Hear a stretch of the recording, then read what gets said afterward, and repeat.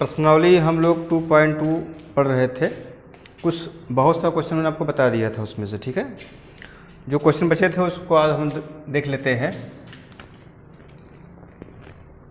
देखिएगा पर्सनली आपका कितना चल रहा था 2.2। आज हम 16 वाला क्वेश्चन इसमें देख लेते हैं।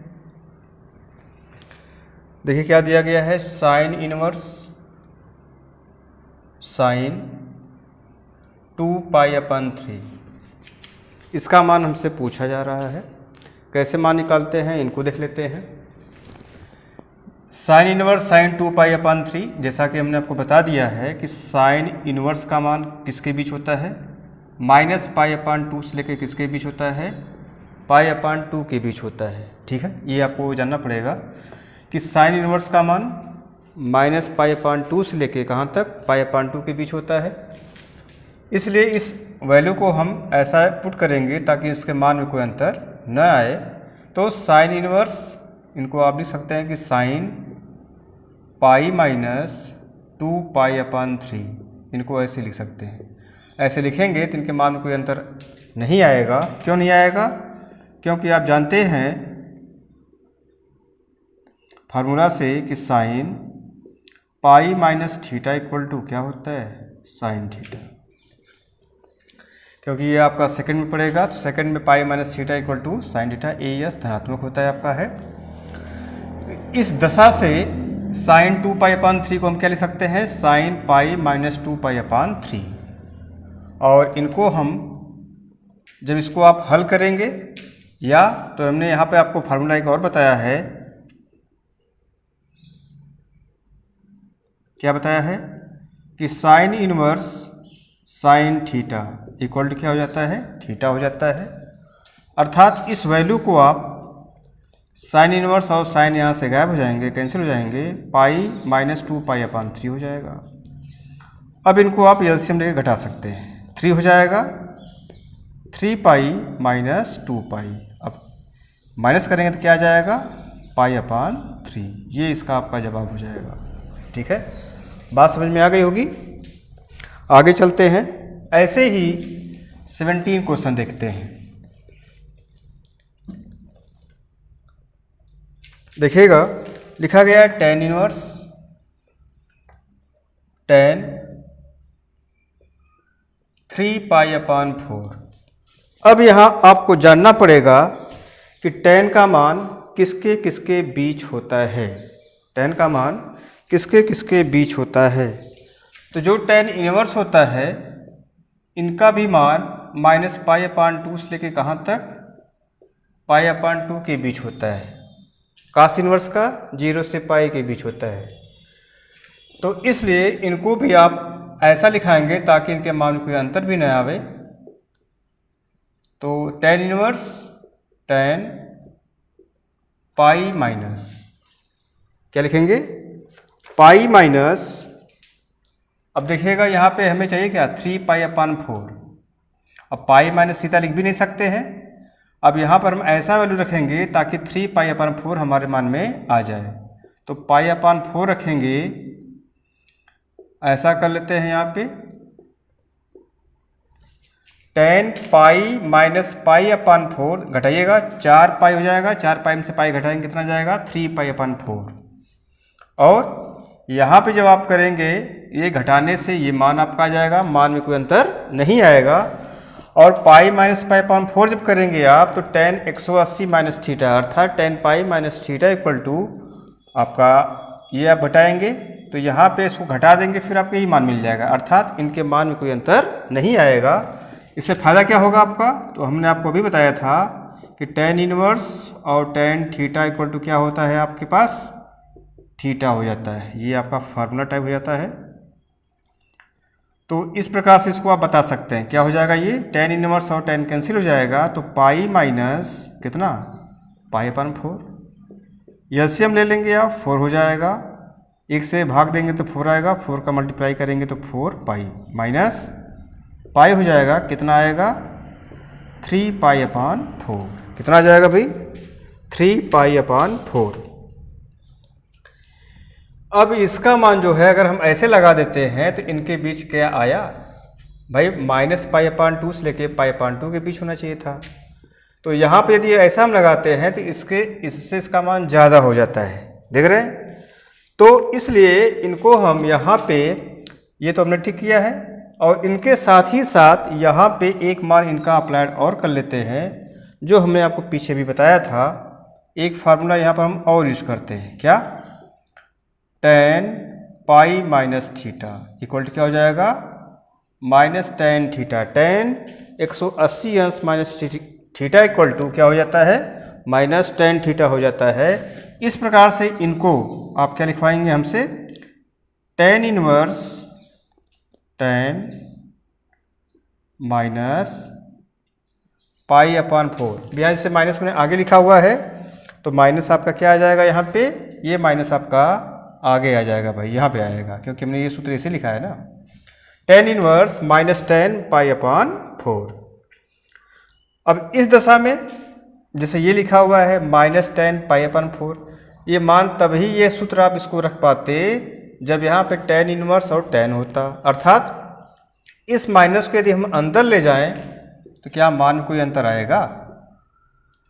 tan इनवर्स यदि इसको हम ये लिख दें कि tan माइनस पाई अपान 4, तब आप कहेंगे कि ये कैसे लिख दिया, क्योंकि अगर हम ऐसे लिख देते हैं तो इनके मान में कोई अंतर नहीं आएगा, क्योंकि आप जानते हैं कि tan minus theta equal to क्या होता है, माइनस tan थीटा। अर्थात माइनस tan थीटा को आप क्या लिख सकते हैं, tan माइनस थीटा, मान में कोई अंतर नहीं आएगा। इस प्रकार से आपका tan इनवर्स और tan यहाँ क्या हो जाएगा, कैंसिल हो जाएगा, क्या मान इसका आ जाएगा, माइनस पाई अपान 4। अब ये जो मान आया हुआ है माइनस पाई अपान 2 और पाई अपान 2 के बीच होगा। ठीक है, बात समझ में आ गई होगी। चलते हैं नेक्स्ट क्वेश्चन पे। 18 वाला काफ़ी इंपॉर्टेंट क्वेश्चन है।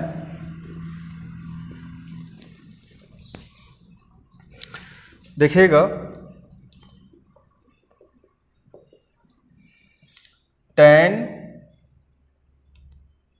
साइन इनवर्स 3 अपान 5 प्लस काट इनवर्स 3 अपान 2, इनका मान हमसे पूछ रहे हैं भाई। बेसिक से इसका मान एकदम लगाते हैं, जो आपको क्लास 9th और 10th में पढ़ाया जाता है उसी के हिसाब से लगाते हैं।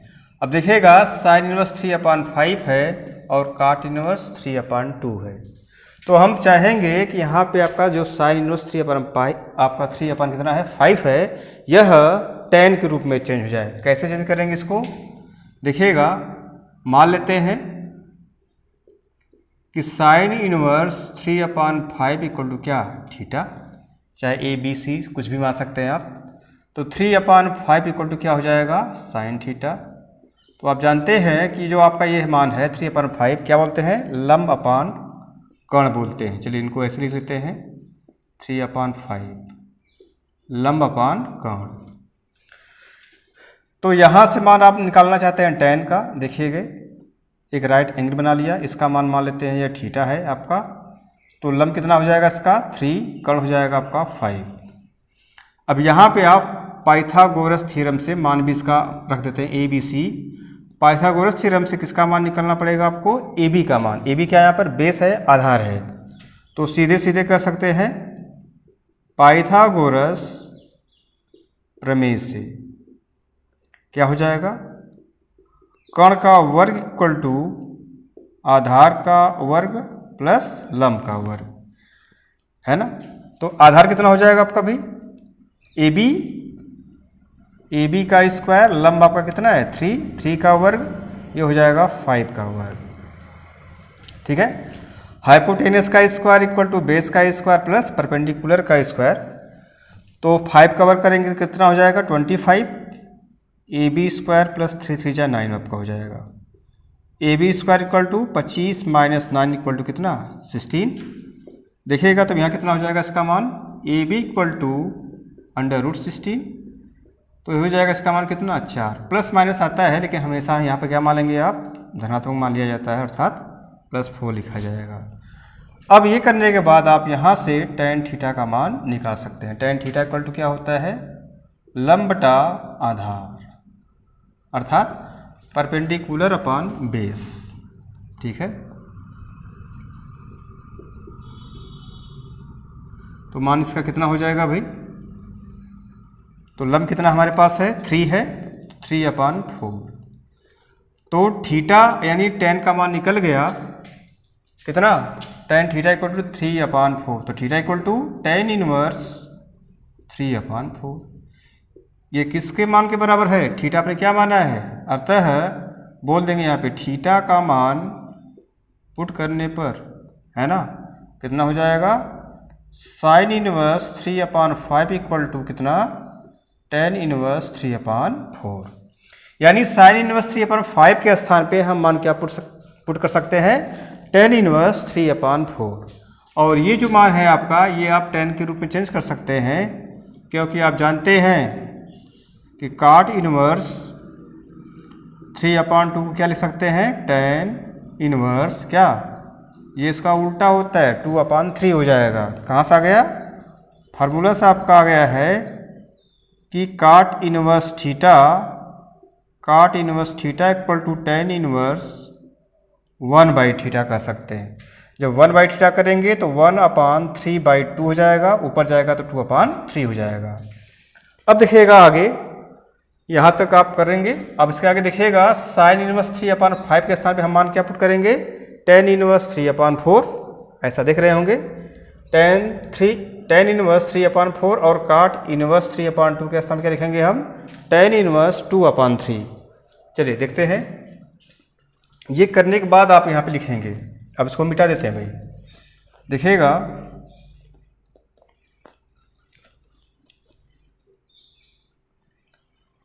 यानी हमने आपसे कहा, अब यहाँ कहेंगे कि अतः, ये इतना लिखने के पश्चात इसके नीचे आप आ जाएंगे, अतः tan साइन इनवर्स 3/5 के स्थान पे tan इनवर्स 3/4 प्लस, और cot इनवर्स के स्थान क्या बोलेंगे आप? tan inverse 2/3। ऐसा क्यों किया? क्योंकि आपको सूत्र या फार्मूला याद है, tan inverse x plus tan inverse y equal to क्या होता है? tan inverse x plus y/1 minus xy। ये आपको याद होगा भाई। तो मान पुट कर सकते हैं इनका। tan यहाँ हो जाएगा tan inverse 3/4 plus 2/3, 1 minus 3/4 multiply 2/3। देखिएगा हो जाएगा तब tan इनवर्स, इनका एलसीएम 4 × 3 = 12, 4 × 3 = 12, 4 × 3 = 12, 3 × 3 = 9, 3 × 4 = 12, 4 × 2 = 8। यहाँ देखिएगा 1 माइनस 3 × 2 = 6, 4 × 3 = 12। ऐसे इसको हल कर सकते हैं। आगे देखिएगा फिर हो जाएगा इक्वल टू tan इनवर्स 9 8 जोड़िए 17/12, ये आपका माइनस हो जाएगा भाई। 12 में से 6 घटा देंगे, सीधा सीधा 6 हो जाएगा /12। इनको हल कर सकते हैं आप। tan इनवर्स 17/12 मल्टीप्लाई 12/6, ये कैंसिल हो जाएगा। तो हो जाएगा आपका tan इनवर्स 17/6। और यहाँ हमने आपको बताया ही है कि tan और tan इनवर्स कैंसिल हो जाएगा, तो बचेगा कितना? 17/6। ये इसका क्या कहलाएगा? जवाब आपका हो जाएगा, यही आपका आंसर कहलाएगा। काफ़ी अच्छा क्वेश्चन है, ये पूछा जाता है ऐसा क्वेश्चन, इसलिए इसको आप लगाएंगे। ये आपको अगर पढ़ने में अच्छा लगता है तो ज़्यादा से ज़्यादा इस चैनल को सब्सक्राइब करिए और ज़्यादा से ज़्यादा शेयर करिए, ताकि इस समय जो आपका चल रहा है ज़्यादा से ज़्यादा लोगों को क्या हो सके, फ़ायदा हो सके। तो इस चैनल को आप सब्सक्राइब एवं शेयर ज़्यादा से ज़्यादा करें। धन्यवाद।